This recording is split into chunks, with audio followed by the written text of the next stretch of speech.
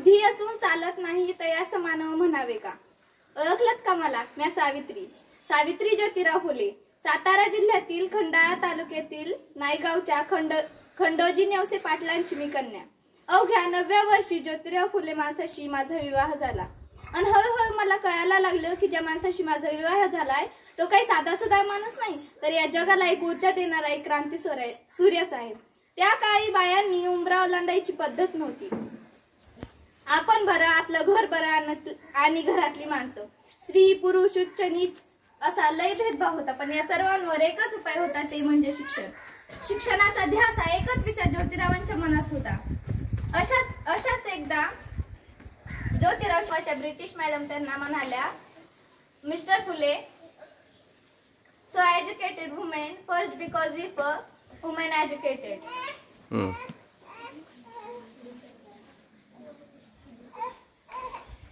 पण तुम्ही माणसं वुमेनला घराच्या बाहेरच पडू देत नाही. बरोबर. सो बॅड मिस्टर फुले. झालं ते घरी आले की माझ्याकडं पाटी पेन्सिल घेऊन मला म्हणाले, सावित्री, आजपासून मी तुला शिकवणार. बे 2 4 बेत्रिक 6 हाच अभ्यास. काना मात्रा वेलांटी आकार उकार.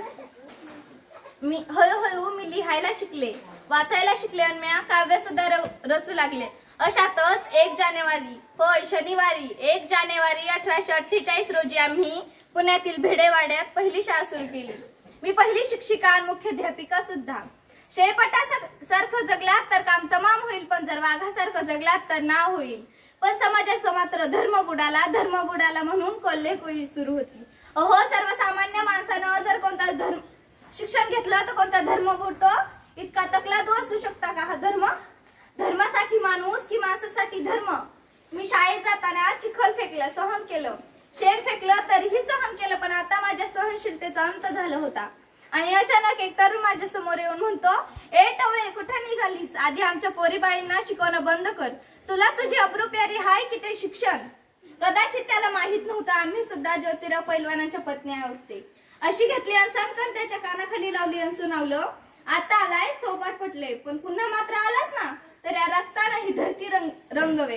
स्त्री कोणत्याही जातीच्या व धर्माची असो, ती नेहमीच अत्याचाराला बळी पडत आलेली आहे.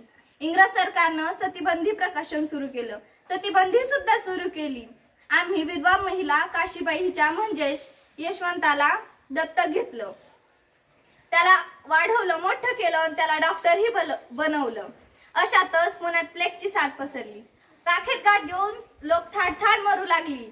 आम्ही यशवंताला सांगितलं, यशवंता, आपल्याला हॉस्पिटल उभारायचं आहे. यशवंतानं हॉस्पिटल उभारलं. आम्ही सर्व रुग्णांचा उपचार करत होतो. पण प्लेग हा संसर्गजन्य होता, तो कधी ना कधी मलाही होणार होता. पण जर मरण पत्करावं लागलं तर ए मरणा, तुझं स्वागत आहे. मी सावित्रीची माई झाले आणि सावित्री माईची मी सावित्रीबाई ही झाले. हळूहळू आमच्या 18 शाळा झाल्या. म्हणून म्हणते, विद्या विना मती गेली, मती विना गती गेली, गती विना नीती गेली, नीती विना वित्त गेले, वित्ता विना शूद्र खसले. इतके अनर्थ एका अविद्येने केले. म्हणून म्हणते, मुलींना शिकवा, मुलींना वाचवा, मुलींना शिकवा आणि या देशाची साक्षरता वाढवा. कारण एक मुलगा शिकला ना तो एकटा शहाणा होतो, पण एक मुलगी शिकली ना ती पूर्ण घराला शहाणी करते. म्हणून मुलींना शिकवा आणि या देशाची साक्षरता वाढवा. धन्यवाद.